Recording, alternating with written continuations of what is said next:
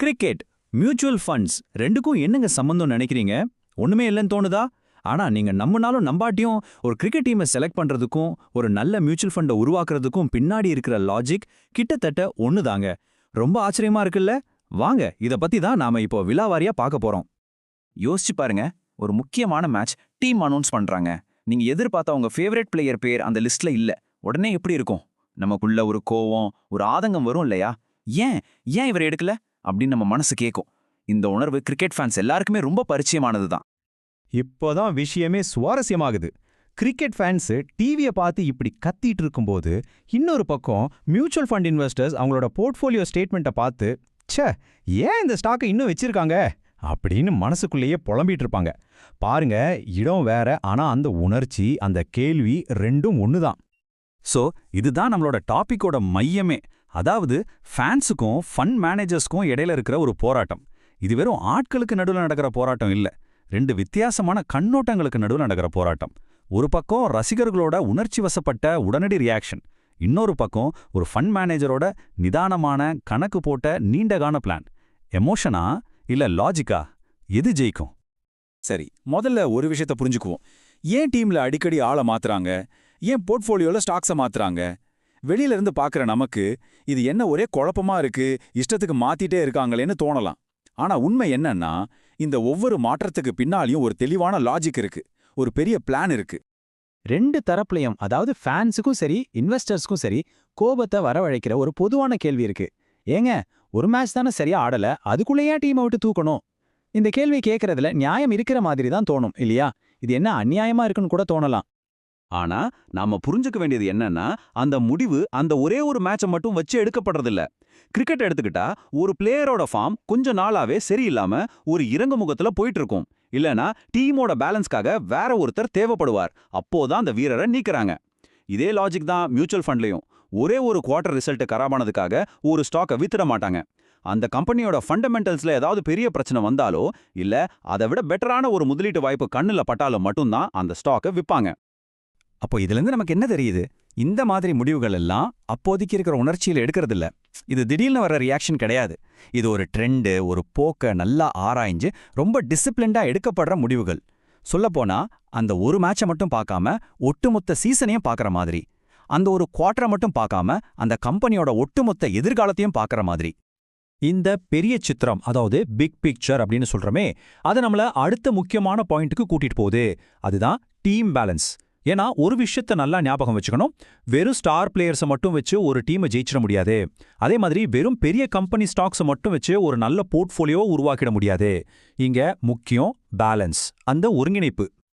கிரிக்கெட்ல இது ஒரு எவர் கிரீன் டிபேட். ஏங்க, நம்ம கிட்ட தான் இத்தனை சூப்பர் பேட்ஸ்மேன் இருக்காங்களே, அவங்க 11 பேரையும் ஒன்னா டீம்ல போட்டா என்ன அப்படின்னு நிறைய பேர் கேட்பாங்க. கேட்க நல்லா தான் இருக்கு. ஆனா இந்த கேள்விதான் டைவர்சிஃபிகேஷன், அதாவது பன்முகத்தன்மையோட முக்கியத்துவத்தை நமக்கு ரொம்ப அழகா புரிய வைக்கும். சரி, ஏன் அப்படி ஒரு டீமை உருவாக்க முடியாது? யோசிச்சு பாருங்க. 11 பேருமே பேட்ஸ்மேன்னா யார் பவுலிங் போடுவா, யார் ஃபீல்டிங் பண்ணுவா? ஸ்கோர் எவ்வளோ அடிச்சாலும் அதை விட அதிகமா எதிரணிக்கு கொடுத்துருவாங்க இல்லையா? அந்த டீம் ரொம்ப சீக்கிரமே அம்பலப்பட்டு போயிடும். இதே ஐடியா தான் இன்வெஸ்ட்மெண்ட்லயும். ஒரு போர்ட்ஃபோலியோல எல்லாமே ஹை க்ரோத் ஸ்டாக்ஸா, அதாவது வேகமா வளர்ற பங்குகளா இருந்தா மார்க்கெட் மேல போகும்போது பார்க்க சூப்பரா இருக்கும். ஆனா மார்க்கெட் கொஞ்சம் சரிஞ்சா போதும், மொத்தமா சரிஞ்சு பெரிய நஷ்டத்தை உண்டாக்கிடும். சோ இதுல இருந்து நாம கத்துக்க வேண்டிய பாடம் ரொம்ப சிம்பிள். பேலன்ஸ் தான் சாம்பியன்ஷிப்பை ஜெயிக்கும். ஒரு சீரான கலவை தான் நீண்ட காலத்துல செல்வத்தை உருவாக்கும். இது கிரிக்கெட்டா இருந்தாலும் சரி, இன்வெஸ்ட்மெண்ட்டா இருந்தாலும் சரி, இந்த விதி மாறாது. ஒரு பேலன்ஸ்டு டீம் தான் எந்த பிட்ச்லயும் எந்த கண்டிஷன்லயும் தாக்கு பிடிக்கும். ஓகே, இதுவரைக்கும் நாம பேசினதெல்லாம் ஐடியலா, அதாவது எல்லாம் சரியா நடந்தா இப்படி இருக்கும் அப்படின்னு பார்த்தோம். ஆனா நிஜ வாழ்க்கை அப்படி இல்லையே, அது இன்னும் கொஞ்சம் காம்ப்ளிகேட்டட். அதனால இப்போ ஒரு ரியாலிட்டி செக் பண்ண வேண்டிய நேரம் வந்தாச்சு. இந்த எல்லா ப்ராசஸையும் சிக்கலாக்குற அந்த ஹியூமன் ஃபேக்டர், அதாவது மனித தவறுகளை பத்தி கொஞ்சம் பேசுவோம். இப்போ உங்க மனசுல ஒரு கேள்வி ஓடிட்டு இருக்கோம். சரி, இந்த ப்ராசஸ், இந்த சிஸ்டம் எல்லாம் சொல்றீங்க, இதெல்லாம் என்ன பெர்ஃபெக்ட்டா, எந்த குறையுமே இல்லாததா அப்படின்னு நீங்க கேட்கலாம். இதுக்கு நேர்மையான பதில் என்னன்னா, இல்ல, கண்டிப்பா இல்ல. கிரிக்கெட் செலெக்ஷனை எடுத்துக்கிட்டாலே சில சங்கடமான உண்மைகள் இருக்கு. நம்ம இல்லைன்னு சொன்னாலும் அங்கேயும் சில சமயம் ஃபேவரட்டிசம், அதாவது வேண்டியவங்களுக்கு வாய்ப்பு கொடுக்கறது, ரீஜனல் பைஸ், அதாவது இந்த மாநிலத்தை ஆளுன்னு பார்க்கறது, செலெக்ஷன் கமிட்டிக்குள்ள நடக்கிற ஈகோ சண்டைகள், இதெல்லாமே நல்ல முடிவுகளை எடுக்க விடாம தடுக்குது. சில நேரங்கள்ல இந்த இன்டர்னல் பாலிடிக்ஸ்னால தகுதியான பிளேயருக்கு வாய்ப்பு கிடைக்காம கூட போயிருக்கு. அதே மாதிரி மனுஷங்களோட இந்த பலவீனங்கள் இன்வெஸ்ட்மெண்ட் உலகத்திலயும் இருக்கு. உதாரணத்துக்கு ஹர்ட் மென்டாலிட்டின்னு சொல்லுவாங்க. அதாவது மத்தவங்க எல்லாரும் ஒரு ஸ்டாக்கை வாங்குறாங்கன்னா நாமும் வாங்கணும்னு யோசிக்காம பண்றது. அப்புறம் கரியர் ரிஸ்க், அதாவது தப்பான முடிவு எடுத்துட்டா வேலை போயிருமோங்கிற பயத்துல தைரியமான முடிவுகளை எடுக்காம எல்லாரும் பண்றதையே பண்றது. இதுக்கப்புறம் லெகசி பயஸ்னு ஒண்ணு. ரொம்ப நாளா வச்சிருக்கிற ஒரு ஸ்டாக் மேல ஒரு சென்டிமெண்ட் வந்து அதை விற்க மனசு வராது. கடைசியா கம்ப்யூட்டர் சொல்றத அப்படியே நம்புறது.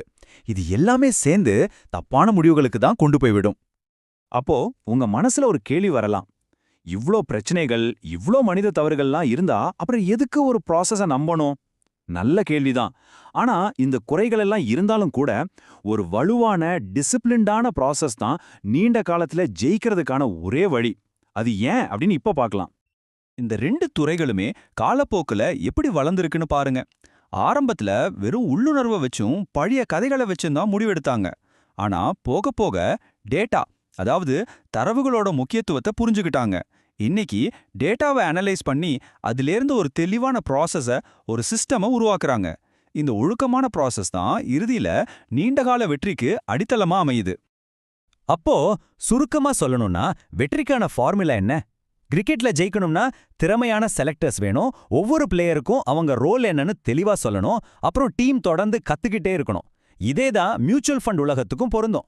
இங்க திறமையான ஃபண்ட் மேனேஜர்ஸ் ஆழமான ரீசர்ச் அடிப்படையில பங்குகளை தேர்ந்தெடுக்கிறது, அப்புறம் நீண்ட காலத்துல நல்ல ரிட்டர்ன்ஸ் வரும்னு உறுதியா நம்புறது. இது 3 தான் வெற்றிக்கான அஸ்திவாரம். சரி, இந்த ஒரு முக்கியமான விஷயத்தோட இதை முடிச்சுக்கலாம். ஒரு நல்ல ப்ராசஸ் கையில இருந்தா நீங்க தோக்கவே மாட்டீங்கன்னு அர்த்தம் கிடையாது. தோல்விகள் வரும். ஆனா அந்த ப்ராசஸ் என்ன பண்ணும்னா காலப்போக்குல உங்க வெற்றிய கிட்டத்தட்ட ஒரு கட்டாயமான விஷயமா மாத்திடும். அதனால அடுத்த தடவை உங்க ஃபேவரட் டீம் ஒரு மேட்ச் தோத்துட்டா உடனே எல்லாரையும் திட்டாதீங்க. உங்க போர்ட்ஃபோலியோ ஒரு வருஷம் சரியா பெர்ஃபார்ம் பண்ணலன்னா உடனே பயந்து எல்லாத்தையும் வித்துடாதீங்க. அந்த ப்ராசஸை நம்புங்க. லாங் ரன்ல அதுதான் உங்களை ஜெயிக்க வைக்கும்.